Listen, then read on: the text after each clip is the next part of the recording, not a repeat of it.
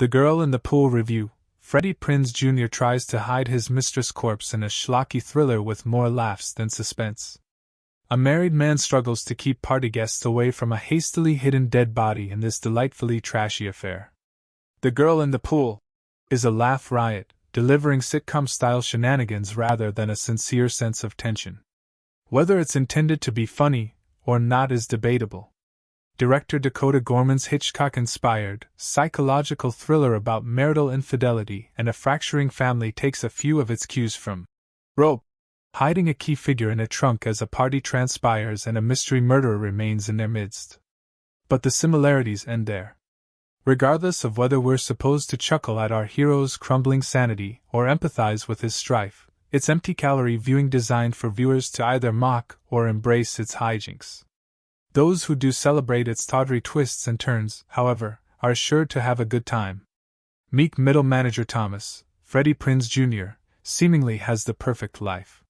He has a good job, a huge home in the serene suburbs, 2 kids, clean-cut teenagers Alex, Tyler Lawrence Gray, and Rose, Brielle Barbuska, and a loving wife, Kristen, Monica Potter. He's also hiding a big secret, an affair with a younger woman, Hannah, Gabrielle Hall. Yet their latest torrid tryst in his backyard ends in disaster when she turns up dead under suspicious circumstances, floating face down in the pool, bleeding profusely from a head wound.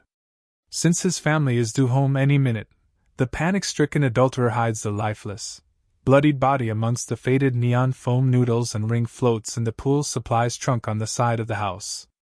Thomas's catastrophe quickly turns into calamity once Kristen reveals she's planned a surprise party for his birthday at the scene of the crime, inviting all his closest friends and colleagues. That includes Thomas's cantankerous father-in-law William, Kevin Pollock, who despises Thomas and walks into every scene with an insult lobbed at the birthday boy. Why he chose to attend a party for someone he hates is the bigger mystery afoot.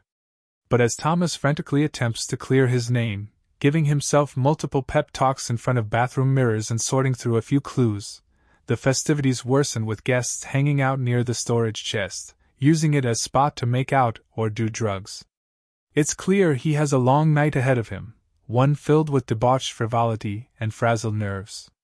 Gorman and screenwriter Jackson Reed Williams pile on gimmick upon gimmick, beginning the proceedings with Thomas in media res, furiously scrubbing his blood-soaked sins away in the shower. His plight unfolds in a nonlinear structure, switching back and forward on the timeline. While it's never confusing, these flashbacks mostly provide cringe-worthy details, like hearing Thomas's incelish best friend call him a beta, after not breaking the annoying neighbor's camera drone, rather than add clarity to the present, which can also be fairly outlandish considering they quote Gandhi and say Prinze is like Vin Diesel with hair. Audiences will feel their bodies recoiling, hearing Thomas and Hannah's smooching sessions punctuated by the actor's hilariously loud lip-smacking.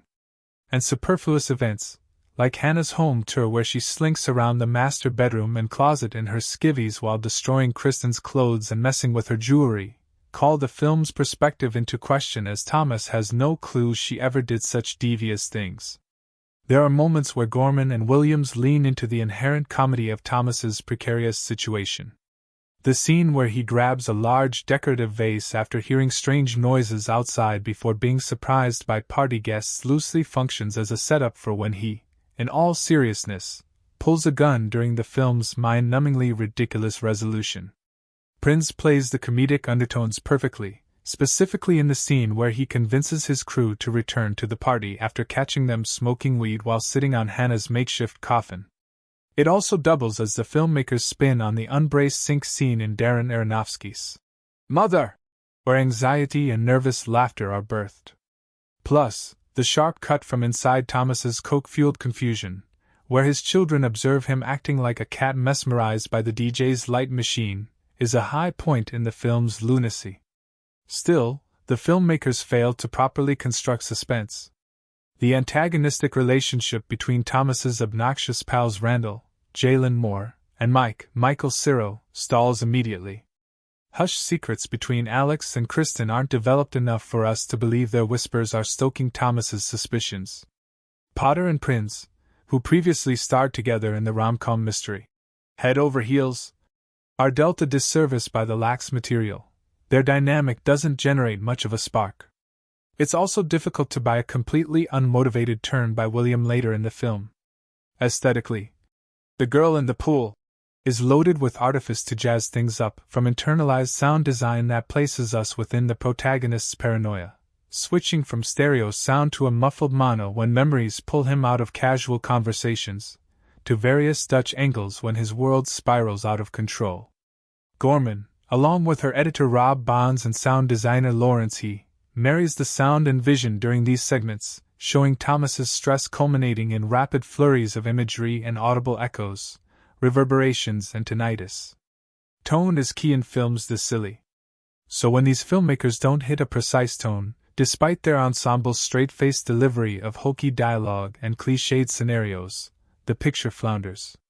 Shifts from silly to serious occur frequently, though the thriller is better served when it keeps the proceedings buoyant, having us root against the hero instead of for him. Gorman takes a decidedly regressive approach to the conclusion, pulling strands of inspiration from Adrian Lyne's Fatal Attraction in hackneyed ways. Nevertheless, even the poor form of The Girl in the Pool is sufficient enough to garner more than a few cackles to keep viewers invested in its wild